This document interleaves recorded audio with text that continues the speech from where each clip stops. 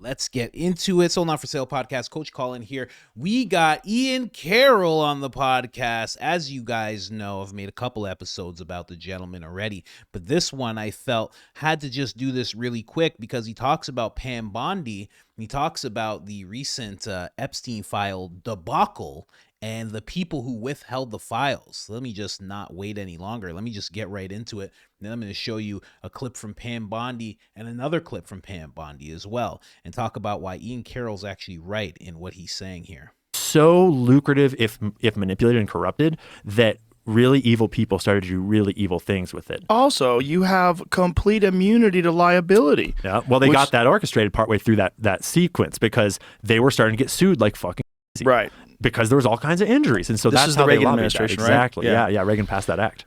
They've got to stop that. You can't just give people immunity because then they lie. They lie so they can sell more stuff. And then they get caught like they did with Vioxx, and they only pay a percentage of the profits. Yeah. And it's not just that you can't give them immunity, it's that you cannot just punish with fines. You have to punish with prison time. Because if you don't punish with prison time, it will never change. That's true of the drug industry. That's true of our corrupt government officials that are like, for example, the person that was withholding these Epstein documents from Pam Bondi and she fired him. No, put him on a stand and at least give him a trial to make sure he didn't commit treason or something else, right? And maybe he's fine and you let him go and he's just fired. But like if you're not going to send the Epstein clients to prison, if you're just going to like fine a couple people, like 2008 banking collapse, we'll fine all the bankers a little bit and we'll just put one little pawn of a banker in jail.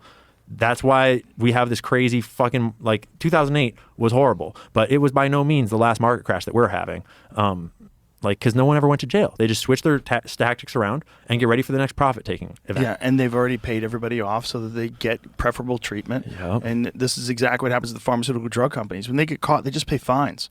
They don't go to jail. They killed 50, 60,000 people with Vioxx. The thing about white-collar crime is it's real profitable and there's no consequences. And they have the media because they sponsor the media. Yep. And usually they're in bed with these intelligence agencies and organized crime aspects in some small ways or sometimes really big ways, like in the case of the opium fields, where they're clearly getting their opium from these poppy fields, and clearly they are interfacing with the illegal drug trades, at least on some level. Not necessarily saying they're collaborating, but they're certainly like getting it from the same suppliers. So exactly what he said. Oh man, they get into some stuff in this episode, but I just wanted to just talk about the fines, and they're 100% right. You know, when it comes to Pam Bondi, a lot of people are upset with the fact that she is saying that she's going to find out who withheld these documents and make sure that they're no longer working. Listen to this. You think that's part of the issue here? Let me slow that down. Of course. They're trying to protect a lot of names and individuals? You know, Mark, I have not reviewed the information yet. And as a lawyer, as a prosecutor, I want to review everything before I make a firm conclusion, but I think it's very interesting that they withheld that from us. And I will find out who withheld it, and they will not be working for us anymore. So once all that's gathered, you're just going to put it out in the public with the obvious necessary redactions, including the people who were the victims and the phone numbers and so forth. But for the perpetrators, I assume that we'll see those names, yes? Well, certainly. There's nothing can be withheld on that. Of course, as you know, grand jury information, anything confidential will be withheld under the law, and we're going to do everything. Hey, what does that mean? Oh no, what does that mean? I don't like that. I don't like the sound of that. It was a little bit of a stutter, and then all of a sudden, you know, with the grand jury and this and that. What do you mean? What do you mean? I don't get it. Here, I'll play another clip of her in Hannity, but that is disappointing. I don't know about you guys, but I get it. The law is the law, and if you're the attorney general, you can't just really be like, I don't care. You can't really do things like that, but just the sounding of that and the sounding of this. Listen. Was an expectation that this was going to be bigger. You had the same expectation. We all did. And the FBI handed over a couple hundred pages of documents. But, you know, Sean, I gave them a deadline of Friday at 8 a.m. to get us everything. And a source had told me where the documents were being kept. Southern District of New York, shock. So we got them all by, hopefully all of them, Friday at 8 a.m., thousands of pages of documents. I have the FBI going through them, and Cash is also, now that we have Cash here, it's a game changer, of course, and Cash is going to, Director Patel is going to get us a detailed report as to why the FBI withheld all of those documents. Okay, I want to be clear because I think people got frustrated because they were expecting more. You were expecting more, and you didn't find out less than 24 hours before the release. You got a whistleblower that confirmed that there were way more documents that they were supposed to turn over, and then you found out just before that. Well, sure. And you're looking at these documents going, these aren't all the Epstein files. You know, there were flight logs, there were names and victims' names. And we're going, where's the rest of the stuff? And that's what the FBI had turned over to us. And so a source said, whoa, all this evidence is sitting in the Southern District of New York. Yeah. So based on. So why did you release the binders? You guys remember the binders? We went over the binders, right? I'm not showing that again. But why then release the binders if you know you don't have everything? You know? Why even parse that together, make copies, give it to all these people? Why do that? On that, I gave them the deadline, Friday at 8. A truckload of evidence arrived. It's now in the possession of the FBI. Cash is going to get me and himself, really, a detailed report as to why all these documents and evidence had been withheld.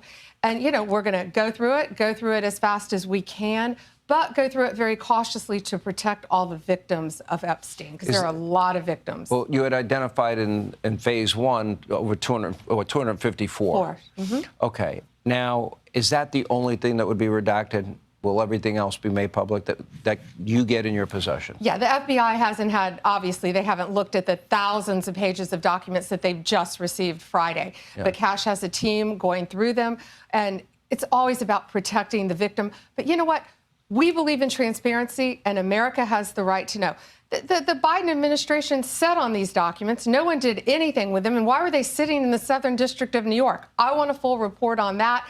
You know, sadly, these people don't believe in transparency, but I think more, unfortunately, I think a lot of them don't believe in honesty. And it's a new day, it's a new administration, and everything's going to come out to the public. The public has a right to know. Americans have a right to know. And that goes the same with the JFK files, JFK, RFK files, Martin MLK? Luther King. Yep, absolutely. Mm-hmm. What are the things that, and maybe some people don't understand the need to redact. In the case of a victim, that should be pretty obvious to people. What are the other things that maybe you would have to redact? Well, national security? No, of course, national security, some grand jury information, which is always going to be confidential. But we'll see. Let's look through them as fast as we can, get it out to the American people, because the American people have a right to know, not only on that, but on Kennedy, on Martin Luther King, on all of these cases that the Biden administration has just sat on for all these years. So yeah, it's really. It's not sad, it's infuriating that these people thought that they could sit on this information, but they can't. It's a new day, and we believe in transparency, and it's going to come out. And when we redact things, Sean, what we're going to do is not just pull pages out like they used to do. If something's redacted, you will know the line, and you will know why it's redacted, like a victim's name, identifying information of a victim. Let's talk a little bit. So it sounds like, you know, at least I could say, you know, the first clip I showed you was from March 1st. The second one I showed you was from, it's the 5th today, so it was from the 4th. So at least I could say she's consistent in terms of what she's saying. But I guess there's going to be some things redacted. I mean, if there's perps, let's just call them perps, customers, if their names are redacted, I don't really see a way around that just being terrible. I really don't see it. And going back to the topic, yeah, you can't just have somebody be fired. If they just fire this person who's withholding these documents, that could lead to hundreds of high-level arrests that the pretty much the American public has unanimously said, everybody is, yes, we should know who those people are. They should go to jail. Everybody's kind of agreed on that, right? Whoever decided to stop that, you should find out why, and they should obviously be criminally prosecuted. Or else, like they said, you'll be able to keep doing it because, listen, this is not what's happening. But wouldn't it be so easy going forward to just say to somebody, hey, listen, yeah, so we need this XYZ thing to be done. All that's going to happen is that you're going to get fired. Your salary's only $150 a year, $150K. It's pretty good, but we'll give you like, I don't know, $2 million to just do this. So you'll end up getting fired, and you probably won't be able to work for the federal government anymore, but you walk away with $2 million. How about it? People left and right are just going to be able to just do things. If all that's going to happen is you get fired. Someone has to go to jail. And then all of a sudden the things will stop because people will be like, oh no, that guy went to jail for 20 years. I'm not going down for 20 years. Couldn't pay me enough. If that's what could potentially happen. Right? And what if they did it because they're connected to the people? You're still just going to fire them? Is it, you know what I mean? And here's the thing. We haven't seen, so the information has reached Pam. It's a truckload, which is pretty crazy. And it's not all paper. There's a lot of videos and recordings and all sorts of wild stuff because that was primarily the thing that Epstein was doing, right? It was film. That's how you blackmail someone, right? So it's already gotten to her. We haven't seen a message from Kash Patel. I checked. There's no message from him saying, I fired these people. There's no message from her on X saying, I fired these people. There's no press release. I've checked. There's nothing saying anything. So basically, they're just working on the next release, phase 2. And for all we know, the people are still working. Who it happened to? You know, 100% Ian Carroll is correct. You need to go past fines. You need to go to prison time. And whoever these people are, they obviously didn't get one of those preemptive pardons. So what's holding everybody back? I don't know. I don't get it. It's disappointing. You know what I would love to know? I would love to know, and maybe this is the case. I would love to know what Trump thinks about this. That's what I would love to know. I'd love to know if he thinks that they're dropping the ball in this instance, because everybody else is going hard. Tulsi found something out, hundreds of people getting fired. RFK, 2,200 people fired. Elon, thousands of people fired. Every other person that Trump's put in place, Pete Hegseth, handling business time and time again, straightening things out. The only people who've, sadly kind of dropped the ball is Pam. And, I don't want to say Kash, but I mean, he's right along with it. But I guess you don't say Kash, but you can say Pam for sure. I don't know. But also, to be 100% charitable, right? It could be a situation where she made a mistake, where she had the files and she didn't go, like she says in this clip, oh, I was like, what the heck? These aren't all the files. Maybe she was just like, these are the files? Okay. And she just thought they were, made a big mistake. Someone's like, hey, just so you know, there's more. And she's like, whoa, there's more?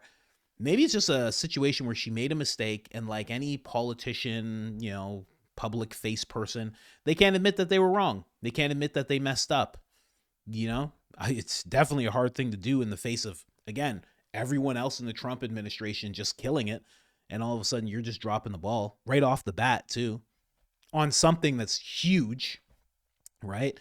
So maybe she just couldn't admit she was wrong, because when's the last time you've seen any politician? The closest thing I've seen to a politician admitting they were wrong, oddly enough, because everybody talks about his ego and, his fact that he can never be wrong, is Donald Trump. Donald Trump, while campaigning, admitted that during his first term, he surrounded himself with bad people, bad actors. He admitted that he didn't know Washington, that he was a New York guy, he was a real estate guy. He did not understand the whole thing. That's the closest thing I've seen to a politician admitting that they were wrong and wanting to correct that wrong. And crazy enough, it's Trump. Wild. Interesting. So I don't know what you guys think. I hope these people get fired. And again, I've been saying it every episode. Wild episode, ladies and gentlemen. I'm bringing you highlights. I'm bringing you what I'm interested in. But wild episode. Peak JRE.